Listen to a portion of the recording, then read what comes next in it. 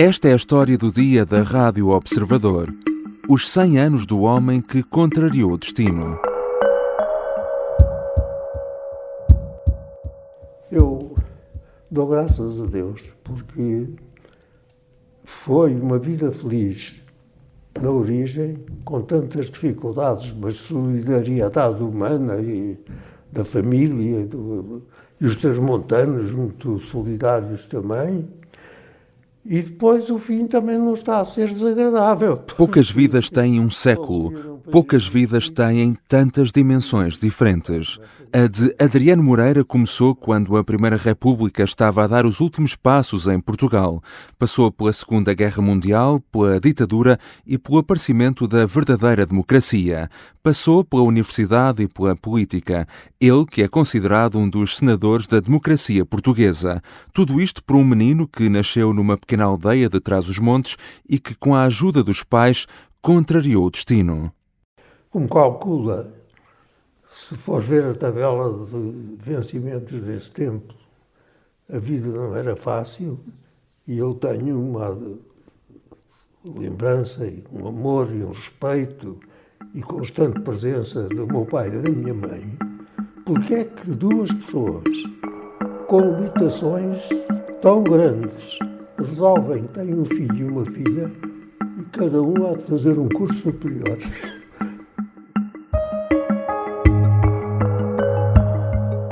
Adriano José Alves Moreira é uma figura incontornável da sociedade portuguesa.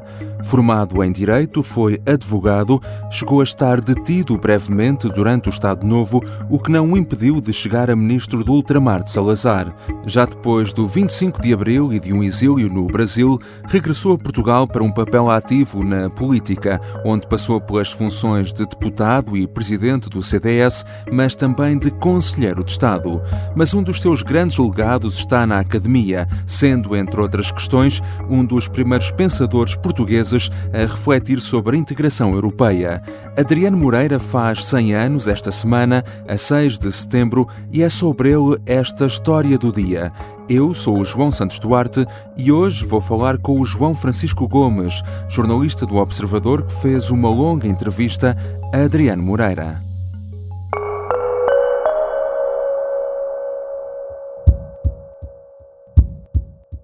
Bem-vindo, João Francisco. Olá, João. João, quantos anos tens de diferença com Adriano Moreira? Olha, tenho 74 anos de diferença. Coisa pouca, não é? São só 3/4 de século. É uma vida. Tu fizeste-lhe uma longa entrevista há 3 anos, o que em tempo de Adriano Moreira é como se fosse ontem. Uma entrevista para um projeto que visava precisamente pôr frente a frente gerações diferentes. E aposto que nunca mais te esqueceste do nome desta aldeia, Grijó de Val Bem Feito. Sim, hoje só Grijó, na verdade, mesmo ali junto a Macedo de Cavaleiros, em Trás-os-Montes. E além disso, o próprio Adriano Moreira também nunca deixou cair a ligação que tinha com a sua terra natal e com o distrito de Bragança. Aliás, ele ofereceu toda a biblioteca dele à cidade de Bragança, e no centro da cidade de Bragança, bem junto à Sé Velha, está lá a biblioteca Adriano Moreira, com, enfim, uma grande parte do espólio literário dele. E falamos então desta aldeia de Trás-os-Montes, onde Adriano Moreira nasceu em setembro de 1922.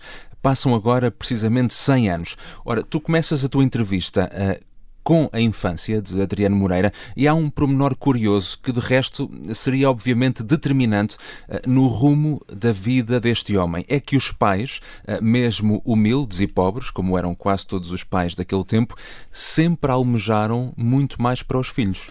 Sim, os pais e os avós. Eu acho muito interessante que ele explique e fale justamente sobre o facto de ter nascido numa aldeia muito pobre. Ele conta que o avô paterno trabalhava num moinho e que teve 8 filhos, incluindo o seu pai, e todos eles fizeram a instrução primária. Ora, eu às vezes penso como, por exemplo, na minha família, este salto geracional em que foi possível as crianças todas irem para a escola, etc., aconteceu se calhar na geração dos meus avós, por exemplo. Mas quando olhamos para esta família de Adriano Moreira, que tem hoje 100 anos, foi já o seu avô que fez com que todos os seus filhos fossem para a escola. Portanto, de facto, há aí qualquer coisa de determinante que permite que ele tenha depois uma formação acima da média da altura, digamos assim.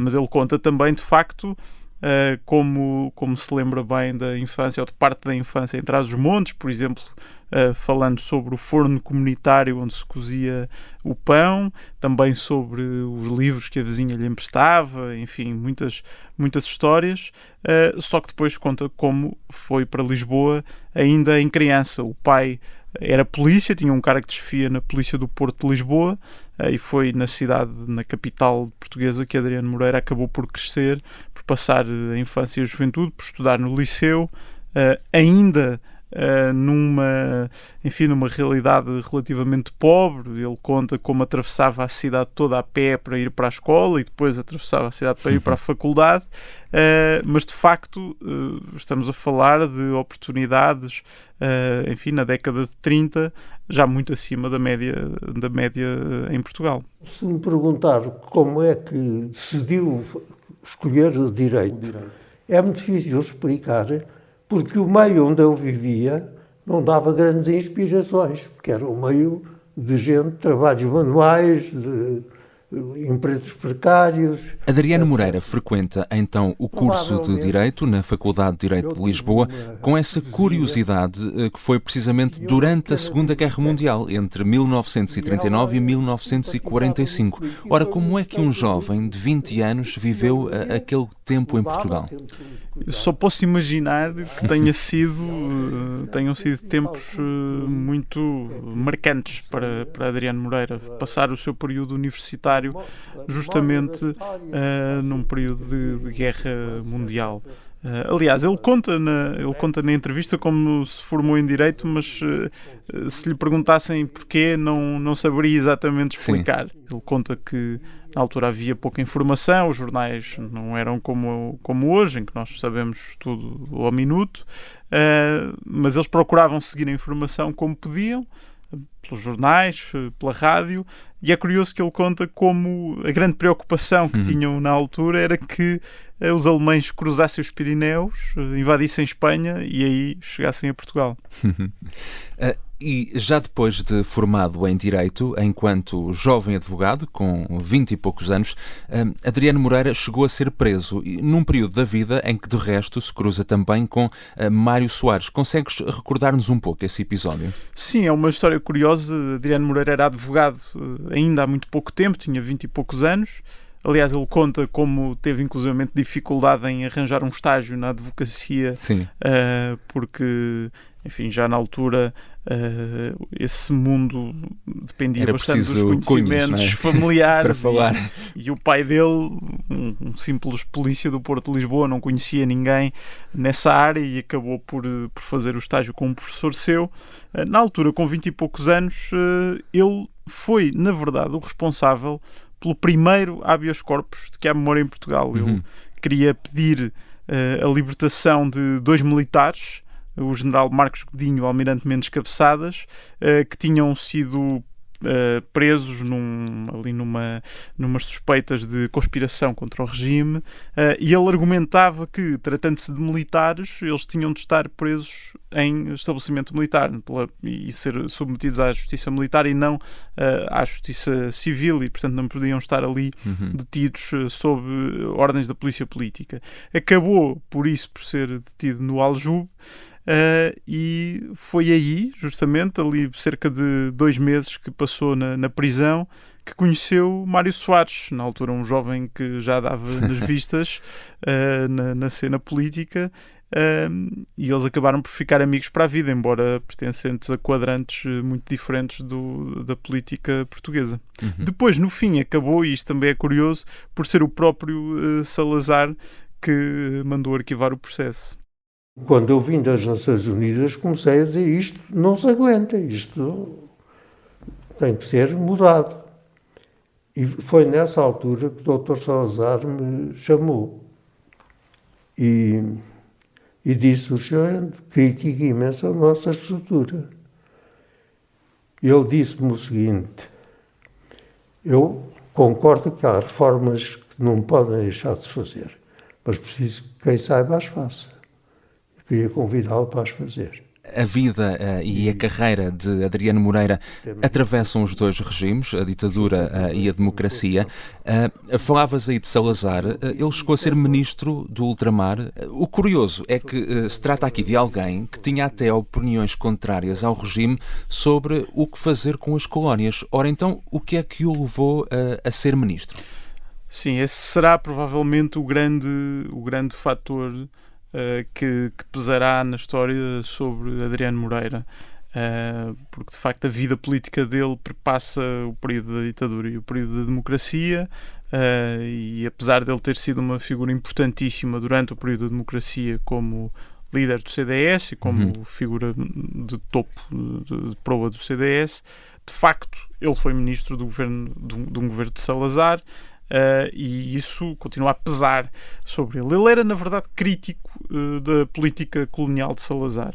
Ele foi um dos primeiros académicos a pronunciarem-se sobre o assunto, a estudarem o assunto, a estudar também o fenómeno da Europa e o fenómeno das relações de Portugal com as colónias, e nas aulas de universidade que dava e que eram públicas, os textos dessas preleções, criticava frequentemente o modo como as colónias eram administradas, sugeria que era necessário implementar um conjunto de reformas. Ora, um dia Salazar chamou, disse-lhe que, enfim, reconheceu que Adriano Moreira criticava frequentemente a política do regime relativamente às colónias, concordou que havia um conjunto de reformas que era necessário fazer e convidou-o para as implementar. Estávamos em 1961 e Adriano Moreira de facto aceitou esse apelo de Salazar, com a condição de servir para implementar a sua nova abordagem à questão das colónias, no fundo um projeto em que os europeus, os colonos, os portugueses se mantivessem nos territórios, mas em que houvesse uma criação de nações, portanto, com um maior grau de autonomia. Aliás, ele próprio conta que depois seria Nelson Mandela a encontrar o nome ideal para esta visão que ele tinha, que era a ideia da nação arco-íris. Portanto, esta ideia da convivência entre os povos. No entanto, só acabou por estar 2 anos como ministro entre 1961 e 1963. Porquê? Bom, o que ele conta é que, de facto, as suas propostas de reforma para o modo como Portugal administrava as colónias acabaram por ter um impacto negativo no governo de Salazar. E Salazar chamou novamente e disse-lhe que estava a receber reações negativas e que ameaçavam a própria continuidade de Salazar no governo, e é nesse momento que Adriano Moreira não tem dúvidas de que, como a ideia dele enquanto ministro era implementar aquelas reformas, não havia mais nada a fazer a não ser demitir-se. O interessante é que, depois dessa experiência como ministro, Adriano Moreira conta nesta conversa contigo que não se via mais a continuar na política. No entanto, a verdade é que, como também já referiste um pouco, viria a ter um papel ativo em democracia na política pós-25 de Abril. Sim, ele depois do 25 de Abril, como aliás muitas outras figuras associadas ao regime, foi saneado das funções públicas, não pôde continuar mesmo na academia onde estava, e portanto acabou por refugiar-se no Brasil. Esteve lá há algum tempo, creio que 3 anos, deu aulas no Rio de Janeiro, e voltou mais tarde à política ativa, já no início da década de 80, altura em que se inscreveu no CDS. De facto, teve uma passagem depois amplamente conhecida pelo CDS, inclusivamente foi presidente do partido na década de 80 e depois na década de 90. Foi durante todo esse tempo deputado pelo CDS até 1995 e mais recentemente, já como uma figura histórica, um senador da política portuguesa, fez parte também do Conselho de Estado, indicado na altura pela coligação PSD-CDS em 2015 e ficou lá até 2019. É um projeto económico cada vez mais, e é isso que dá uma espécie de hierarquia interna à Europa que não é o bom caminho. Porque aquilo que deve... Por isso é que o Jean Monnet falava na cultura. O que é preciso é igual dignidade. Deixemos então aqui agora um pouco de lado a política e falemos de Adriano Moreira enquanto académico e pensador, porque foi também um dos primeiros pensadores portugueses a refletir sobre a Europa e sobre a questão do processo de integração europeia. De resto, a tua própria conversa com ele, esta conversa, centrou-se muito na questão da Europa. Ora, Adriano Moreira defende que mais do que um projeto político ou económico, a União Europeia deveria ter começado por ser um projeto cultural, certo? Sim, Adriano Moreira lembra, durante a entrevista, as memórias de Jean Monnet, um dos homens, uma das grandes figuras que inspiraram a fundação da União Europeia. E Monnet dizia, no final das suas memórias, que se tivesse de fazer tudo outra vez, começaria pela cultura e não pela economia. Efetivamente, na perspectiva de Adriano Moreira, que desde muito cedo percebeu que a vocação de Portugal estava mais virada para a Europa do que para as colónias. E desde muito cedo ele escreveu sobre a integração europeia. Tem, aliás, um dos primeiros livros, se não o primeiro, sobre o assunto em Portugal, a Europa em Formação, é dele. E ele tinha muito esta ideia de que a Europa não tem fronteiras naturais, não há montanhas e rios, etc., a separar a Europa enquanto conjunto de povos diferentes. A Europa tem uma cultura e uma história comum, própria, e é esse conjunto de valores que foram criados ao longo dos anos, ao longo dos séculos, especialmente durante os 2000 anos de cristianismo, que classificam, caracterizam hoje a Europa enquanto povo e enquanto cultura. E de facto Adriano Moreira tem muito esta ideia de que a União Europeia enquanto projeto se deve focar nesta ideia de que a Europa tem uma cultura própria que une estes países todos. E na base desse projeto europeu esteve também a democracia cristã. Nas palavras de Adriano Moreira, nesta tua entrevista, nota-se também uma certa tristeza pelo fato de hoje em dia a democracia cristã ser muitas vezes erradamente misturada com a extrema-direita. A entrevista foi feita em 2019 e, de facto, nessa altura estávamos num momento em que estes movimentos de extrema-direita, populistas, nacionalistas, começavam a tomar conta da Europa e começávamos em Portugal a dar-nos conta também desse fenómeno e de facto parece bastante incompatível que a democracia cristã, tendo tido um papel absolutamente decisivo enfim, na inspiração dos políticos que criaram a União Europeia enquanto projeto ainda na década de 50, hoje seja também à direita que vemos uma das maiores ameaças à estabilidade do projeto europeu, sobretudo com as lógicas nacionalistas enfim, que muitas vezes apelam à exclusão e à saída dos países da União Europeia. E de facto, para uma figura como Adriano Moreira, um senador da direita portuguesa, uma figura central do pensamento da direita política em Portugal, imagino que possa custar especialmente ver como a extrema-direita está também a minar o projeto europeu e, de facto, como a direita tem aqui um grande desafio de propor um projeto político sem resvalar para o populismo. E esse desafio é claramente identificado por Adriano Moreira nos dias de hoje. E como é que um homem centenário, que já viveu tanto, que viu nascer o próprio projeto europeu, como é que esse homem olha agora para o futuro da Europa?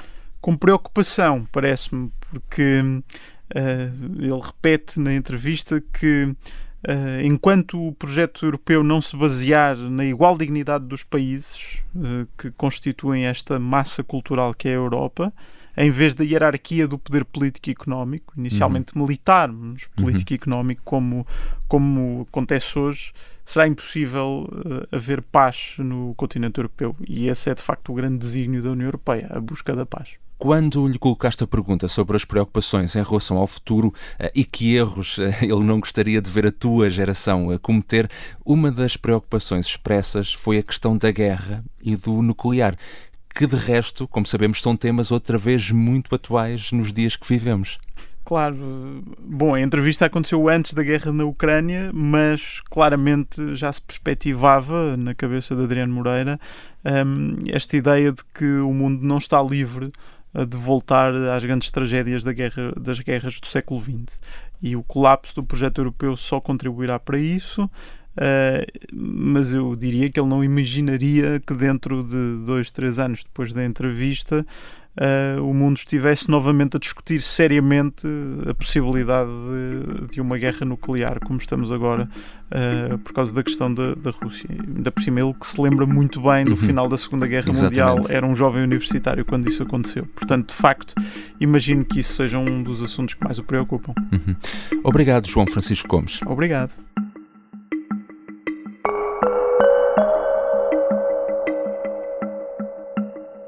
João Francisco Gomes é jornalista do Observador. Os sons de Adriano Moreira que ouvimos neste episódio são excertos de uma entrevista de 11 de março de 2019 destinada a integrar o Arquivo Europeu de Vozes, um projeto organizado pelo coletivo europeu Arbeit an Europa. Esta foi a história do dia. A sonoplastia é do Bernardo Almeida e a música do genérico do João Ribeiro. Até amanhã.